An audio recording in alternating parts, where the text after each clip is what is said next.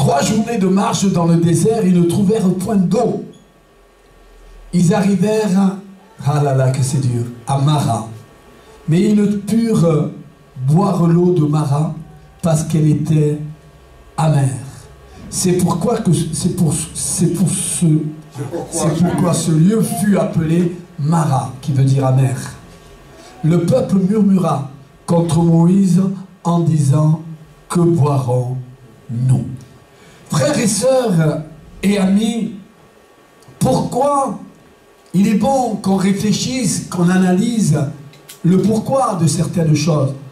On n'est pas ces gens-là qui marchent sans rien comprendre, non.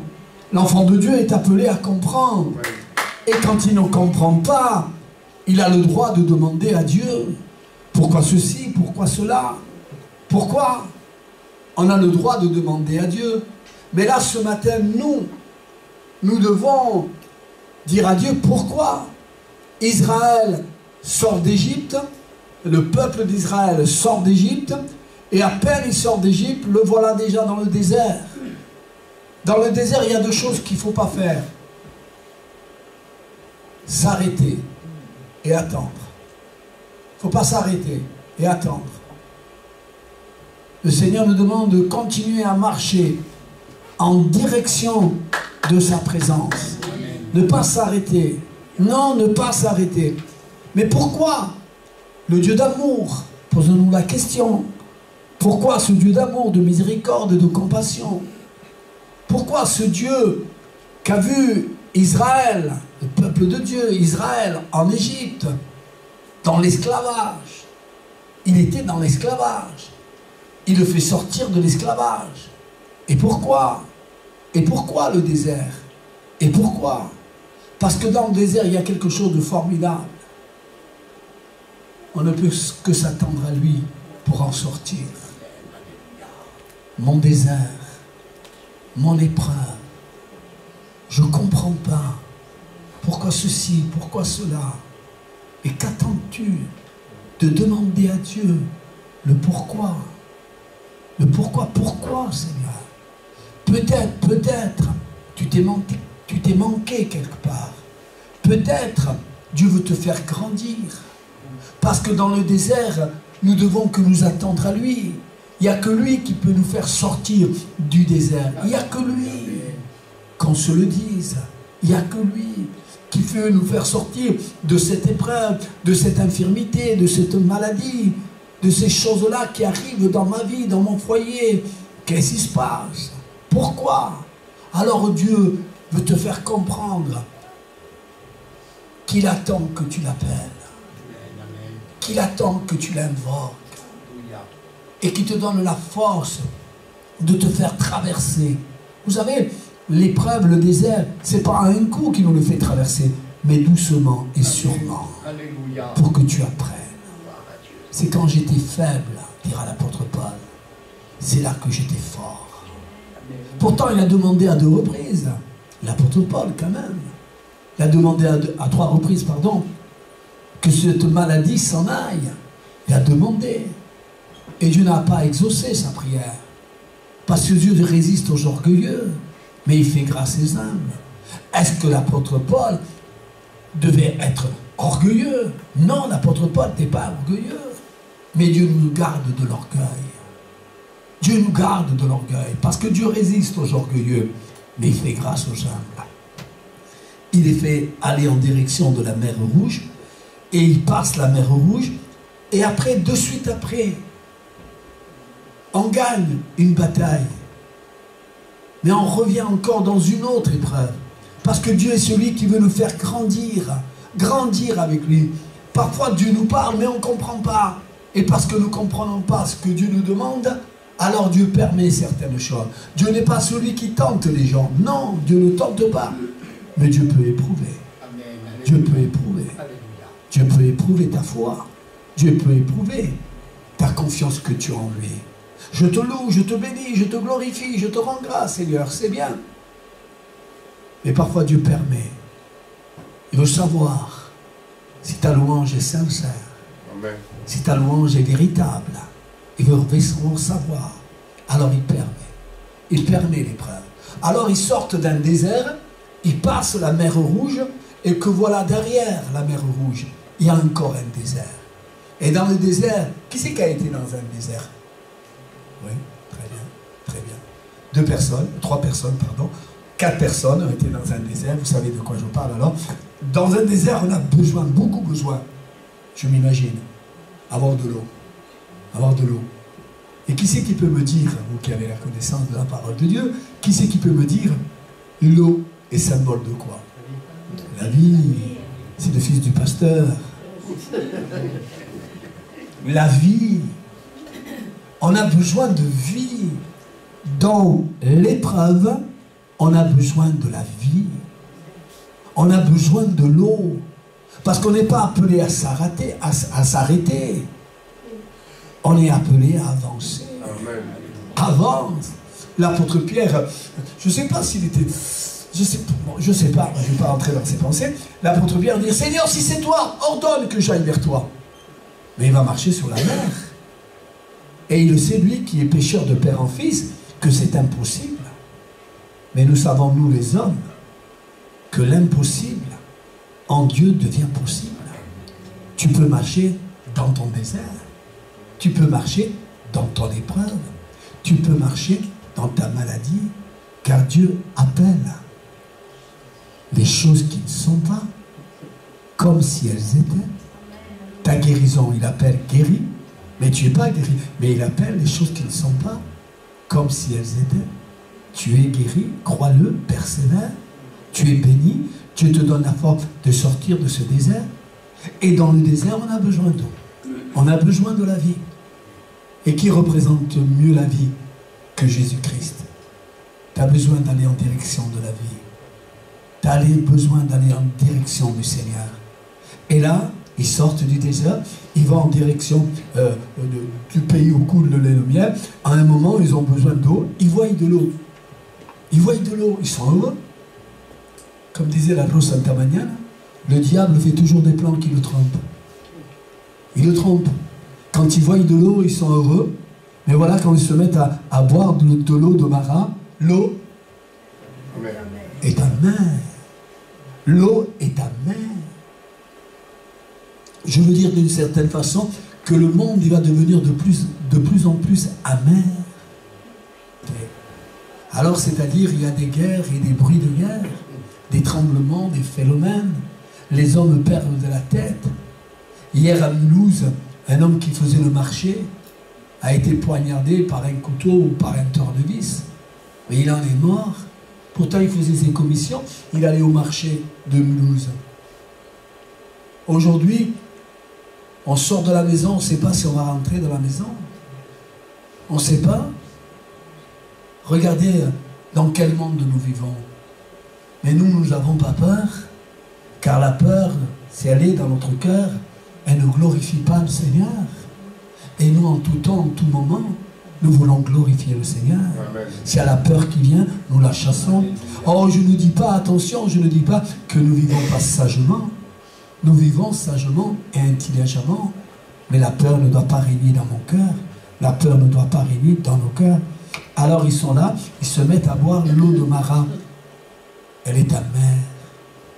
Quand on passe par des déserts, quand on passe par des épreuves, individuellement, quand on passe par des moments difficiles qu'on ne comprend pas, quand on passe par des moments, ça devient amer. Et on a besoin qu'on se le dise. On a besoin de l'intervention de Dieu. On a besoin de la toute-puissance de Dieu. On a besoin de Dieu pour qu'il y ait un changement, un bouleversement, une transformation. Seigneur, bénis mon foyer. Mon foyer bat de l'aile. Dans mon foyer, ça va mal. Mais que faire pour que mon foyer, qu'on revienne au premier amour, ma femme et moi, réciproquement? Dans mon foyer, ça va mal. Mais Seigneur, il n'y a que toi qui peut donner la vie, qui peut donner exaucement de prière. Il n'y a que toi. Ils se mettent à boire et c'est amer. Qui c'est qui a passé un jour par des choses, problèmes, difficultés amères? Vous savez de quoi je parle? Moïse invoque l'Éternel. Moïse, quand il y a des problèmes et difficultés, Il savait à qui s'adresser, comme toi, comme moi. Quand on a des problèmes et des difficultés, on sait à qui s'adresser. Et il invoque l'Éternel. Et l'Éternel lui dit de jeter un certain bois. Quel bois? Le bois est symbole de quoi? De quoi? La foi. Or, sans la foi, il est impossible d'être agréable à Dieu. Or, sans la foi, tu ne pourras jamais sortir de ces déserts, de cette épreuve. Agis par la foi. Alors, les gens prennent le bois que Moïse désigne. Ils prennent ce bois, symbole de la foi. Il n'y a que la foi qui peut transporter des montagnes, de problèmes, de difficultés, de déserts, d'épreuves, d'angoisse, de déprime. Il n'y a que la foi dans le Seigneur. Qu'est-ce que me dit le Seigneur? Mais agis par la foi. Prends ma foi. Oh, cette parole de l'apôtre Paul. Soyez toujours joyeux. Essayez. Forcez-vous à être joyeux. Non joyeux en essayant de regarder le monde. Arrêtons de regarder le monde. Il ne possède pas la joie. Regardons le Seigneur qui dit: je vous donne ma paix. Je vous donne ma paix. Mais non comme le monde la donne. Je vous donne ma paix. C'est dans le calme et la confiance. Dans le Seigneur. C'est dans le calme et la confiance dans le Seigneur que doit être ma force. Ma force, elle doit être dans le Seigneur. Alors il jette le bois, et en jetant ce bois dans cette eau amère, dans ce problème amer, dans ce désert amer, dans cette infirmité amère, il jette le bois, et quand il jette le bois, symbole de la foi, l'eau changée en vin. Aux noces de Cana, l'eau changée en vin, mais là l'eau va être changée. Laisse-le agir, le Saint-Esprit. Vous savez qu'on a besoin du Saint-Esprit. Laisse-le agir.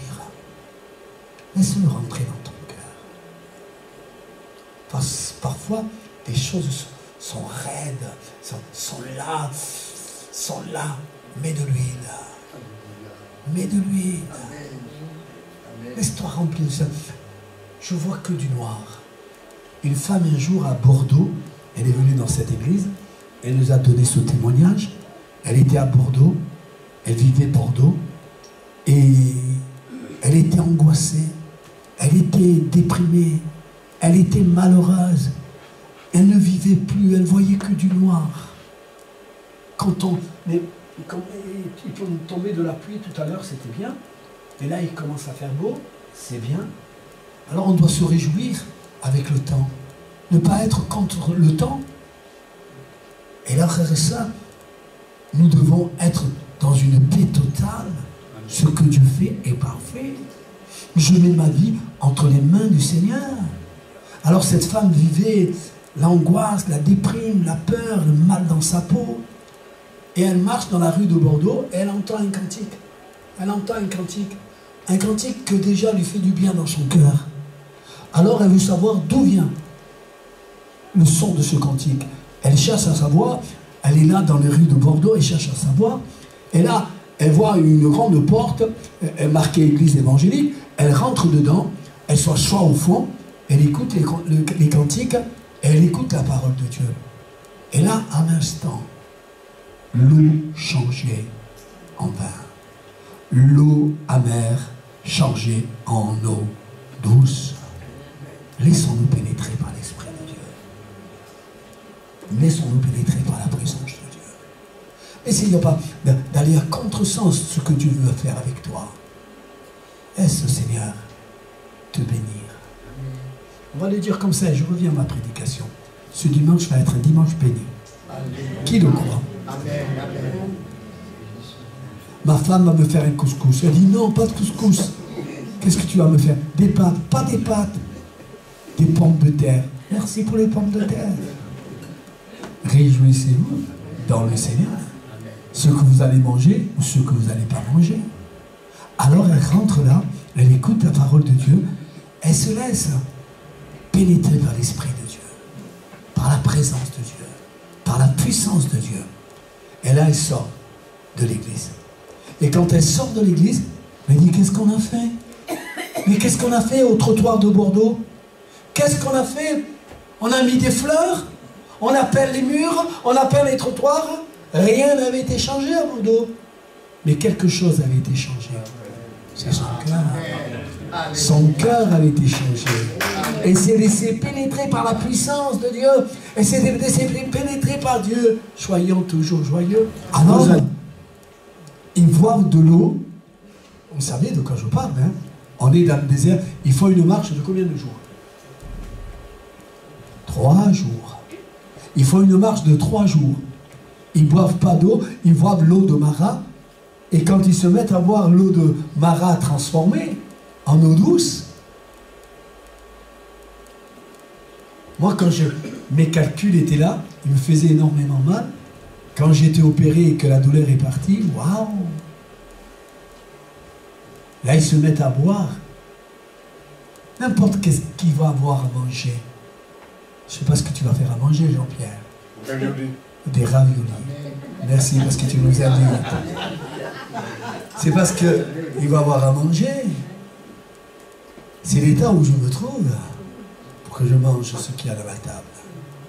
Soyons toujours joyeux. Pourquoi je ne serais pas joyeux? Pourtant j'appartiens au Seigneur. Ils boivent de l'eau. Ils boivent de l'eau. Et en buvant de l'eau, ils sont réjouis de boire cette eau douce. Alléluia. Dieu fait des plans merveilleux pour celui qui accède ces plans. Plus loin, là-bas, il y a les grands palmiers. Des palmiers pour qu'ils aient de l'ombre dans le désert. Là-bas, au fond, il y a des palmiers. Il y a la bénédiction pour toi, pour ton foyer, pour ta femme, pour tes enfants, pour ton avenir.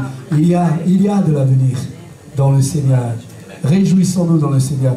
Que ce soit un dimanche qui commence. Réjouissons-nous pour les baptêmes qui se préparent. Réjouissons-nous parce que la Marie-Louis est au milieu de nous. On veut le voir demain, la Marianne et d'autres encore. Allez, on chante ce cantique. Alléluia. Je suis heureux car Jésus m'a sauvé de tout cœur. Les merveilleux de Jésus mon Seigneur. Il m'a ôté des ténèbres. Il m'a délivré de tout péché. Je chanterai de tout mon cœur. Les merveilleux de Jésus mon Seigneur. Il m'a ôté des ténèbres. Il m'a délivré de tout péché. Mon papa est fidèle. Il ne m'abandonnera jamais. Je n'ai plus rien à craindre, car mon Dieu m'a livré. Mon papa est fidèle. Il ne m'abandonne jamais. Je n'ai plus rien à craindre, car mon Dieu m'a livré. Et je suis dans la joie. Je suis dans la joie. Une joie immense.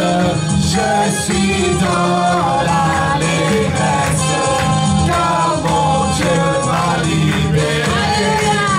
Je suis dans la joie, une joie immense. Je suis dans l'allégresse, car mon Dieu m'a libéré. Et alors je chanterai de tout cœur les merveilleux de Jésus mon Seigneur.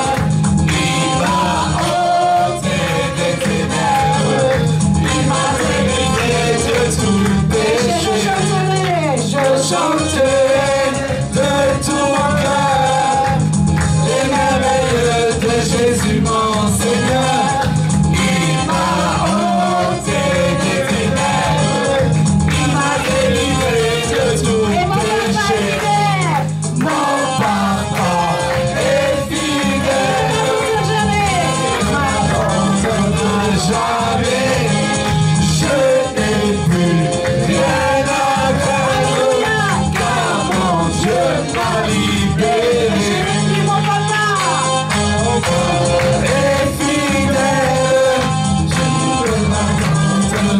jamais, je n'ai plus rien à craindre, car mon Dieu m'a libéré.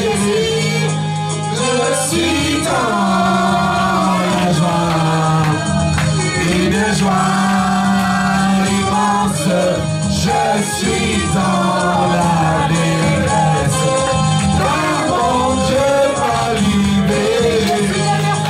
Je suis dans la joie, une joie immense, je suis dans la détresse, car mon Dieu m'a libéré.